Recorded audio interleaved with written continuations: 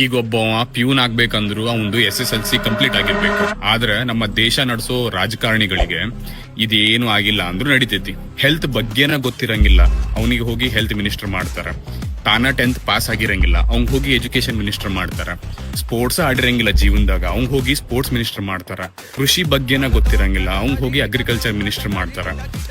ರೈತರ ತ್ರಾಸ ಏನೈತಿ, ರೈತರಿಗೆ ನೀರು ಬೇಕು, ಏನ್ ಬೆಳೆ ಹಾನಿ ಆಗಿತ್ತು ಇದ್ರ ಬಗ್ಗೆ ಗೊತ್ತಿಲ್ಲ ಅವಂಗ. ಅವನಿಗೆ ಹೋಗಿ ನೀವು ಮಗ ಪರಿಹಾರ ಕೊಡ್ರಿ ಅಂದ್ರೆ ಹೆಂಗ್ ಕೊಡಾಕಾಗ್ತೈತಿ? ಹೆಲ್ತ್ ಬಗ್ಗೆ ABCD ಗೊತ್ತಿರಂಗಿಲ್ಲ. ತಾವ ಇಂಥ ದೊಡ್ಡ ಹೊಟ್ಟಿ ಬಿಟ್ಕೊಂಡಾರ ಅಡ್ಡಾಡ್ತಿರ್ತಾರ, ಇಲ್ಲ ಅಂದ್ರೆ ಒಂದ್ ಡಿಗ್ರಿ ನೆಟ್ಟಿಗಿರಂಗಿಲ್ಲ ಹೆಲ್ತ್ ರಿಲೇಟೆಡ್. ಅವ್ರಿಗೆ ಹೋಗಿ ಡಾಕ್ಟರ್ಸ್ ಇನ್ ಪ್ರಾಬ್ಲಮ್ಸ್ ನೀವು ಹೇಳಾಕತ್ರ, ಇಲ್ಲ ಪಬ್ಲಿಕ್ ಹೆಲ್ತ್ ಬಗ್ಗೆ ನೀವು ಮಾತಾಡಕತ್ರ, ಅವ್ರಿಗೆ ಏನ್ ತಿಳಿತೈತಿ? ಈ ಪ್ರಾಬ್ಲಮ್ ಬಹಳ ಡೀಪ್ ಆಗಿ ಹೋಗೈತಿ ನಮ್ಮ ದೇಶದೊಳಗ. ಇದು ಸಾಲ್ವ್ ಆಗಾಕ ಟೈಮ್ ಹಿಡಿತೈತಿ. ಬಟ್ ಯಾವಾಗ ಅಂತ ಹೇಳಿದ್ರೆ ನಾವು ಎಲ್ಲರೂ ಸೇರಿ ಡಿವೈಡ್ ಅಂಡ್ ರೂಲ್ ಪಾಲಿಸಿ ಈಗೇನ್ ನಡೆದೈತಲ್ಲ, ಈ ಧರ್ಮದವರು ಡೇಂಜರ್ ಒಳಗದಾರ, ಆ ಧರ್ಮದೊಳಗೂ ಡೇಂಜರ್ ಅದಾರ, ಹಾಸ್ಪಿಟಲ್ ಕಟ್ಸಾಕ್ ಫೋಕಸ್ ಇಲ್ಲ, ಇನ್ನೊಂದು ಫೋಕಸ್ ಇಲ್ಲ, ರೋಡ್ ಬಗ್ಗೆ ಫೋಕಸ್ ಇಲ್ಲ, ಇದ್ರದ್ದೆಲ್ಲ ನೀವು ಡಿವೈಡ್ ಅಂಡ್ ರೂಲ್ ಪಾಲಿಸಿ ಮುಘಲರು ನಡೆಸಿದ್ರೆ, ಬ್ರಿಟಿಷರು ನಡೆಸಿದ್ರೆ, ಈಗಿನವರು ನಡೆಸ್ಕೊಂಡ್ ಬಂದಾರ. ಎಲ್ಲಿ ಮಠ ನೀವು ಇದ್ರಾಗ ಬೀಳುತ್ತಿರ್ತೀರಿ ಅಲ್ಲಿ ಮಠ ನಮ್ ದೇಶ ಬೆಳಂಗಿಲ್ಲ. ಆ ಪಾರ್ಟಿ ಈ ಪಾರ್ಟಿ ಅಂತ ಕುಂದ್ರಾಕ್ ಹೋಗ್ಬೇಡ್ರಿ.